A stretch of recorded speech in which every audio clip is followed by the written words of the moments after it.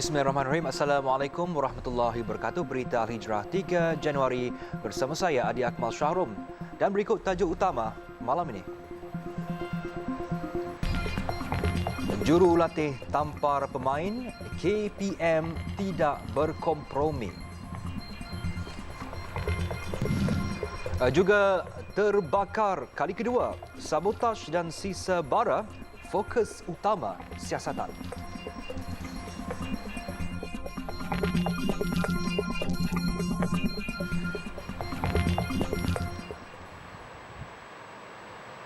Kementerian Pendidikan telah mengadakan perjumpaan bersama ibu bapa dua pemain pasukan bola tampar perempuan bawah 14 tahun di Melaka yang ditampar jurulatih baru-baru ini.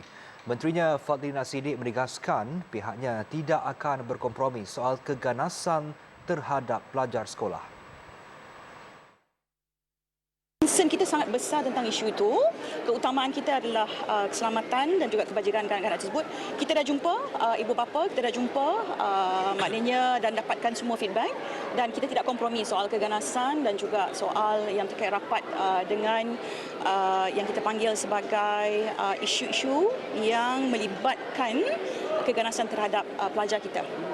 Beliau turut memaklumkan beberapa wakil daripada KPM sudah pun bertemu ibu bapa pelajar terlibat dan memberikan bantuan kaunseling kepada pelajar berkenaan. KPM juga sedang mendapatkan maklum balas berhubung kejadian itu. Baru-baru ini tular satu video yang menunjukkan insiden seorang jurulatih pasukan bola tampar bawah 14 tahun Melaka menampar dua pemainnya. Kejadian tersebut mendapat perhatian pelbagai pihak dengan Persatuan Bola Tampar Malaysia MAVA telah menggantung guru terbabit daripada terlibat dalam aktiviti bola tampar yang dikendalikan persatuan berkenaan. Seorang pekerja warga negara Nepal 42 tahun maut selepas terjatuh dari ketinggian 70 meter di sebuah tapak pembinaan di Pasir Gudang.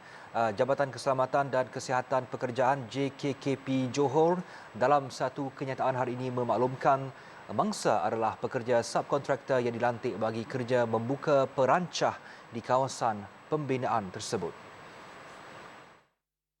Mangsa dipercayai terjatuh dari ketinggian 70 meter pada 10.21 pagi semalam dan disahkan meninggal dunia di tempat kejadian oleh pegawai perubatan bertugas selepas mengalami kecederaan parah. Susulan kejadian tersebut, JKKP Johor telah mengeluarkan notis larangan serta-merta berkaitan aktiviti kerja merombak perancah kepada pihak majikan serta arahan larangan kacau ganggu kawasan kejadian. Siasatan lanjut juga akan dibuat bagi mengenal pasti punca-punca kemalangan dan pihak yang bertanggungjawab ke atas kemalangan tersebut. Dalam pada itu, JKKP Johor menegaskan pihaknya akan mengambil tindakan perundangan ke atas pihak yang bertanggungjawab sekiranya didapati terdapat pelanggaran di bawah Akta Keselamatan dan Kesihatan Pekerjaan 1994. Unsur sabotaj dan sisa bara api menjadi antara fokus utama siasatan bomba Selangor susulan kebakaran terbaru di bilik simpanan kain langsir Wisma Jekyll Seksyen 7 awal pagi tadi. Pengarahnya Datuk Nur Azam Khamis berkata pihaknya memerlukan tempoh 14 hari bagi menjalankan siasatan dan analisa awal termasuk mendapatkan saksi-saksi kejadian. Jelas Datuk Nur Azam, pihaknya hari ini turut menggerakkan khidmat unit anjing pengesan K9 untuk mengesan apa-apa bahan yang boleh mencetuskan kebakaran. Aspek pendawaian dan peralatan elektrik yang digunakan oleh bangunan Wisma Jekyll juga turut akan dianalisa. Aspek yang perlu kita analisa. Mungkin bara-bara yang tertinggal ataupun mungkin ada sesiapa yang naik dan melakukan pembakaran. Itu aspek-aspek tersebut dilihat dan kita akan kaji secara mendalam, dan setakat ini belum ada lagi satu kesimpulan yang kita buat berkaitan dengan kebakaran yang kedua. Bomba mula membuka pusat kawalan hadapan PKH dengan lebih 10 anggota sebagai langkah pemantauan dan berjaga-jaga sekiranya berlaku kebakaran berulang. Orang awam juga tidak dibenarkan sama sekali memasuki kawasan lokasi kejadian kecuali dengan pengawasan dan diiringi pihak berkuasa. Dalam pada itu, Polis Shah Alam mengesahkan telah menerima 2 laporan berhubung insiden terbabit. Ini termasuk daripada pihak pengurusan Jekyll sendiri dipercayai untuk tuntutan insurans serta laporan awal saksi kejadian. Kami pun akan standby balai bergerak di sini bersama dengan pihak bomba 24 jam untuk tengok kawasan keselamatan. Sebab kita pun dah bagi notis dan juga makluman kepada pemilik-pemilik permis untuk tidak mengadakan atau menjalankan operasi banking ataupun sebagainya ataupun kedai-kedai yang di bawah ni.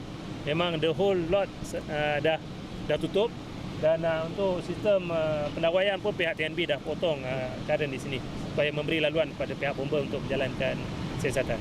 Wisma Jekyll di Seksyen 7 hari ini mengalami kebakaran kali kedua apabila bilik simpanan kain langsirnya terbakar awal pagi tadi selepas kejadian pertama pada 1 Januari lalu. Wartawan Pakistan Syed Fawad Ali Shah yang dilapor hilang pada 23 Ogos lalu di Malaysia telah dihantar pulang. Menteri Dalam Negeri Datuk Seri Saifuddin Nasution mengesahkan perkara itu berdasarkan rekod rasmi dan tindakan yang dibuat oleh kerajaan terdahulu selaras dengan permohonan kerajaan Pakistan. Melalui permohonan yang diangkat oleh Kedutaan Pakistan kepada kerajaan kita pada waktu itu, bukan sekarang. Kerajaan perpaduan ini baru sebulan. Ini sudah dibuat lebih awal. Pada tahun ini juga, pada bulan Ogos tahun ini. Itu faktanya. Ya. Kerajaan waktu itu telah kemudiannya mengesan keberadaan Syed Fawad Ali. Dan seawal minggu ketiga bulan 8, beliau telah dihantar pulang ke Islamabad.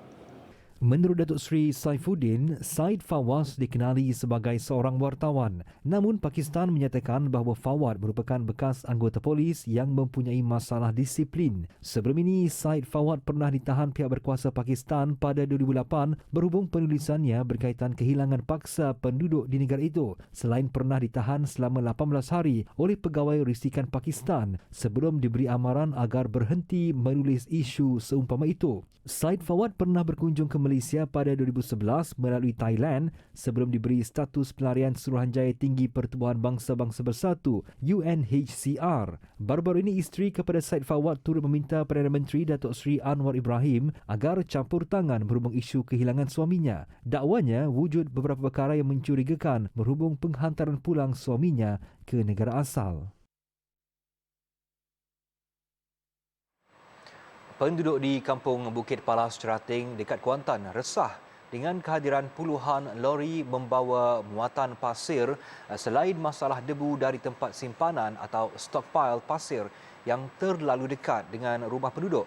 Dakwa penduduk kehadiran lori itu bukan sahaja mengakibatkan risiko keselamatan penduduk terutamanya kanak-kanak, malah turut merosakkan jalan yang digunakan mereka sejak sekian lama. Seorang penduduk, Zakiah Yusof, 64 tahun berkata keluarganya sangat terkesan dengan kewujudan stockpile pasir yang terletak 5 meter sahaja dari rumahnya. Setiap hari, terutama ketika cuaca panas, dia sekeluarga berdepan dengan masalah debu dari tempat simpanan pasir terbabit sehingga terpaksa menutup tingkap. Macam memang takut debu. Bila debu saat ni maklumlah. Jadi debu ni bawa ke penyakit. Macam nak jemur kain kat luar pun tak boleh, nak duduk kat luar pun tak boleh, nak bawa tikar pun tak boleh.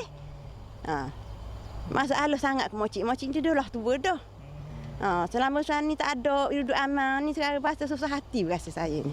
Perkara sama turut dialami seorang lagi penduduk, Zaliha Abdul Ghani, 52 tahun. Dia berharap pihak penguasa membuat kajian terperinci mengenai keselamatan sebelum membuat stockpile berhampiran rumah penduduk. Nombor 1 debu, nombor 2 keselamatan lah, bahaya kan dengan lori keluar masuk. Nombor 3 anak-anak, cucu-cucu kita tak boleh lah nak keluar petang-petang nak pergi main luar ni apa. Setakat duduk dalam pagar pun kita kena hati-hati tengok sebab lori keluar masuk kan. Sementara itu, Ahli Dewan Undangan Negeri Adun berserah Andan Surah Rabu berkata, susulan daripada aduan penduduk mengenai masalah itu, pihaknya mengambil inisiatif membuat perjumpaan antara penduduk dengan wakil syarikat terbabit. Hasilnya, kata sepakat dapat dicapai apabila pengusaha berkenaan bersetuju untuk mengambil beberapa langkah penyelesaian, antaranya membaik pulih jalan yang rosak dan membina tirai tinggi yang bersesuaian bagi mengelak masalah debu. Pengusaha pasir bersetuju untuk nak mengurangkan debu yang terganggu dengan persekitaran dengan menaikkan tirai supaya menghalang abu atau debu pasir itu sehingga kepada mengganggu penduduk berhampiran. Di samping itu mereka bersetuju untuk mematuhi peraturan dengan menutup pasir tersebut semasa mengangkut daripada. Difahamkan pasir itu diangkut dari kawasan Muara Pantai Cerating dan digunakan untuk projek rangkaian Rel Pantai Timur ECRL di kawasan berhampiran. Penutupan sepenuhnya premis judi dan loteri di Kedah menunjukkan pendirian tegas kerajaan negeri. Tindakan itu turut disambut baik rakyat negeri berkenaan. Muhammad Osman berkata pengharaman judi dan minuman arak ke atas umat Islam sudah dinyatakan secara jelas dalam kitab suci Al-Quran dalam surah Al-Ma'idah ayat 90 hingga 91. Kalau kita mengikut cara dalam Islam ni memang baiklah. Penutupan judi ni benda haram. Dalam Islam memang dia tak menggalakkanlah benda-benda yang macam ni. Tapi kalau sekiranya pemerintah ni bersetuju buat lagu ni, alhamdulillah. Bagi Muhammad Syukri Muhammad Akhir, beliau berpandangan langkah ini dapat membantras sesuatu perbuatan mungkar dan perlu dilaksanakan secara berhikmah ia bagi mengelakkan reaksi yang berkemungkinan boleh menyebabkan suasana menjadi kucar-kacir serta huru-hara dalam kalangan mereka yang tidak memahami sebab larangan berkenaan. Bukan saja orang Islam tetapi juga bukan Islam. Saya amat bersetujulah pada kerajaan negeri kerana tutup premis. Kalau boleh kita nak tutup buat selama-lamanya lah. Bukan setakat kerajaan negeri dan juga kerajaan-kerajaan lain yang boleh menyontohi kerajaan negeri Kedah. Sebab apa kerajaan negeri Kedah ni tutup premis tu memang kebaikan yang sangat banyak. Kerana kalau ada premis tu, generasi muda hari ini sangat cenderung pada perkara-perkara yang tak elok. Kita sebagai umat Islam amat menyokonglah tindakan kerajaan terhadap apa benda-benda yang baik ini. Sama-sama kita mencegah kemungkaran dan kita sama-sama ke arah kebajikan lah, insyaAllah. Jadi satu usaha yang kita amat hargai lah dan kita amat menyokong tindakan kerajaan ini. Terima kasih lah. Semalam TV Al-Hijrah melaporkan semua operasi premis perjudian dan loteri di Kedah ditamatkan sepenuhnya susulan keputusan kerajaan negeri itu untuk tidak lagi memperbaharui lesen perjudian yang tamat tempoh pada 31 Disember lalu. Sehubungan itu, Menteri Besar Datuk Seri Muhammad Sanusi Mak Noor mengarahkan pihak berkuasa tempatan PBT memantau dan memastikan semua premis berkaitan mematuhi arahan berkenaan yang diputuskan pada November 2021.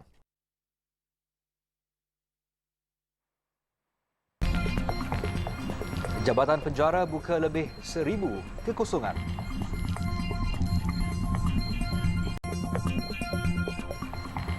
Bertemu kembali, Jabatan Penjara Malaysia membuka sebanyak 1,480 kekosongan jawatan.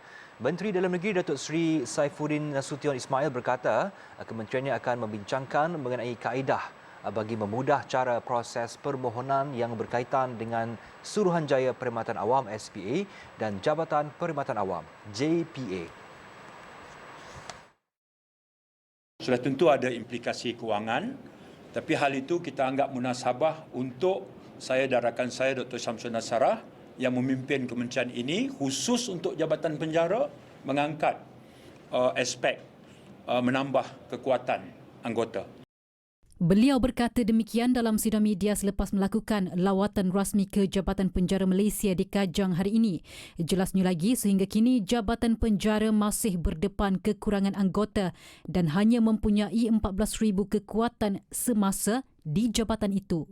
Sementara itu, Datuk Seri Saifuddin berkata kerajaan ketika ini dalam perancangan bersama unit kerjasama awam swasta UKAS untuk membangunkan semula beberapa penjara lama, khususnya yang berusia lebih 100 tahun untuk membina semula persekitaran kerja yang lebih kondusif buat kaki tangan Jabatan Penjara.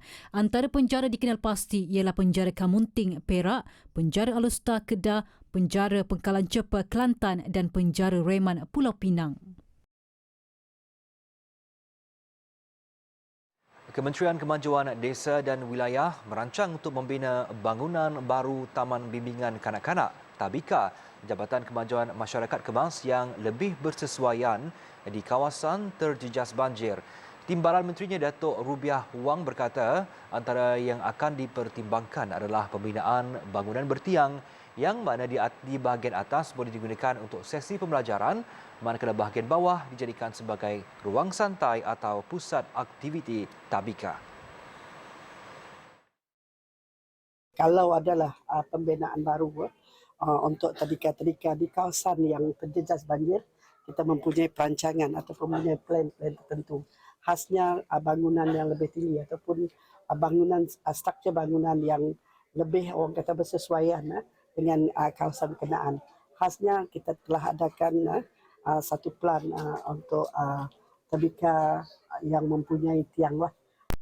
Beliau ditemui media selepas mengadakan tinjauan pasca banjir di Tabika Kemas Kuala Jengal Dungun. Buat masa ini, KKDW katanya sedang menumpukan usaha membaik pulih dengan segera bangunan tabika sedia ada di seluruh negara yang terjejas banjir, memandangkan sesi persekolahan penggal ketiga telah bermula minggu ini. Beliau berkata setakat ini hampir kesemua tabika yang terjejas di seluruh negara telah selesai dibersihkan dan telah memulakan sesi persekolahan masing-masing. Sebelum ini, Ketua Pengarah Kemas Ahmad Kamal Idris Muhammad Nawawi berkata sebanyak 212 tabika Kemas terjejas di negeri-negeri terlibat banjir baru-baru ini. Katanya jumlah tersebut termasuk 100 premis tabika Kemas di Terengganu dan selebihnya di Pahang dan Kelantan yang dilanda banjir sehingga mengakibatkan kerusakan pada alat bantu pembelajaran dan peralatan elektronik serta perabot.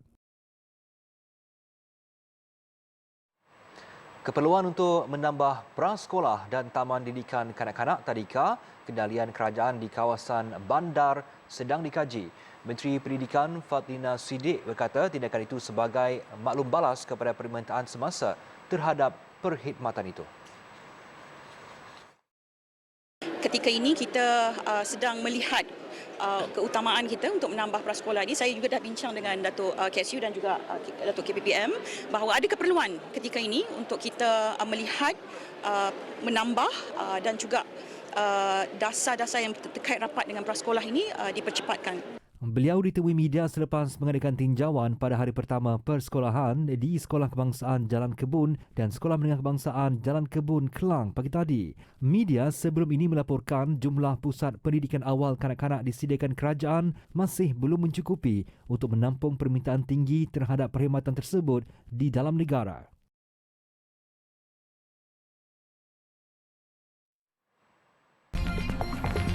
Hujan lebat di Tanah Suci. Bertemu kembali. Ketua Juruterbang antara 4 terbunuh dalam insiden pertembungan 2 helikopter di pantai Queensland, Australia. Kejadian turut mengakibatkan 13 lagi cedera, termasuk 3 mangsa kritikal. Nahas tersebut dipercayai berlaku apabila sebuah helikopter sedang berlepas manakala sebuah lagi cuba mendarat berhampiran taman tema SeaWorld. Pelanggaran tersebut telah menyebabkan satu daripada helikopter terpaksa melakukan pendaratan cemas di beting pasir dan mengakibatkan cermin harapan pecah sementara sebuah lagi helikopter terhempas. Dalam pada itu, Ketua Pesuruhjaya Biro Keselamatan Pengangkutan Australia, Angus Mitchell, memaklumkan siasatan sedang giat dijalankan di mana penyiasat akan memeriksa bangkai pesawat dan meneliti komponen berkaitan bagi menentukan punca nahas. Laporan awal dijangka siap dalam tempoh 6 hingga 8 minggu.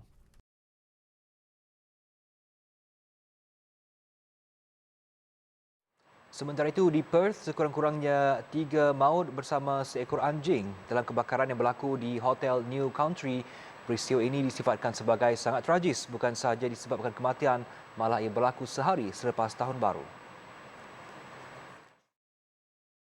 Menurut Ketua Polis Scotland, Superintendent Phil Davidson, semua tetamu hotel dan beberapa orang dari pangsapuri sebelah telah dipindahkan serta-merta. Mereka yang mengalami kecederaan ringan dirawat oleh Perkhidmatan Kecemasan Tempatan. Seramai 60 anggota bomba dikerahkan untuk memadam kebakaran itu dan api berjaya dipadamkan sekitar jam 6.30 pagi waktu tempatan. Punca kebakaran masih belum ditemui.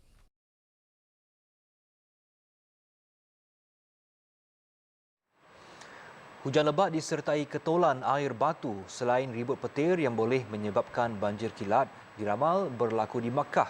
Pusat Meteorologi Arab Saudi meramalkan hujan tahap sederhana dan lebat diramal bersama angin kuat, ombak besar serta hujan batu, manakala jarak penglihatan pula terhad. Hujan lebat berlarutan di Madinah dan wilayahnya termasuk pantai dan kemudian beredar ke timur di wilayah Riyadh, Hail, Qasim, wilayah timur, timur laut dan utara termasuk wilayah Ad-Juf dan wilayah sempadan utara. Salji lebat diramal di wilayah utara Arab Saudi dan kabus tebal akan terbentuk pada awal pagi Isnin. Orang ramai diminta berhati-hati dan tidak mendekati lokasi air hujan terkumpul untuk menjamin keselamatan mereka. Sementara itu, Jabatan Tertinggi Hal Ehwal Masjidil Haram dan Masjid Nabawi menerusi portal rasminya hari ini memaklumkan bahawa pelan kecemasan menghadapi bencana banjir sudah mula dilaksanakan bagi memastikan keselamatan jemaah umrah dan pengunjung Baitullah. Lebih 200 penyelia dan 4,000 petugas pembersihan digerakkan bagi membantu melancarkan tugas ini.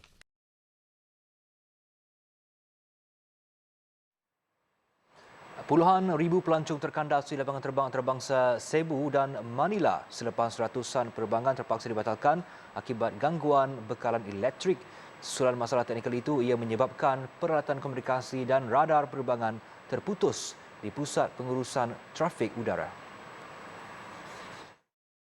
Video yang dikongsi orang ramai memaparkan keadaan huru-hara di kaunter daftar masuk apabila beribu-ribu penumpang menempah semula tiket. Isu teknikal itu berlaku ketika orang ramai mula kembali ke ibu negara selepas meraihkan cuti Christmas dan Tahun Baru. Lebih 360 penerbangan masuk dan keluar Manila dibatalkan dan ditangguhkan sekaligus menjejaskan 56,000 penumpang. Penumpang yang sudah menaiki pesawat pula terpaksa menunggu berjam-jam di landasan sebelum diarah turun. Ia dalam masa sama turut menimbulkan ketidakpuasan hati penumpang yang tidak diberi sebarang maklumat berhubung pembatalan itu. Pihak berkuasa lapangan terbang berkata sistem pengurusan trafik udara telah dipulihkan sebahagiannya pada jam 4 petang waktu tempatan dan penerbangan mula berlepas dan mendarat di Manila. Pembatalan dan penangguhan penerbangan itu diambil sebagai langkah berjaga-jaga untuk memastikan keselamatan penumpang, anak kapal dan pesawat.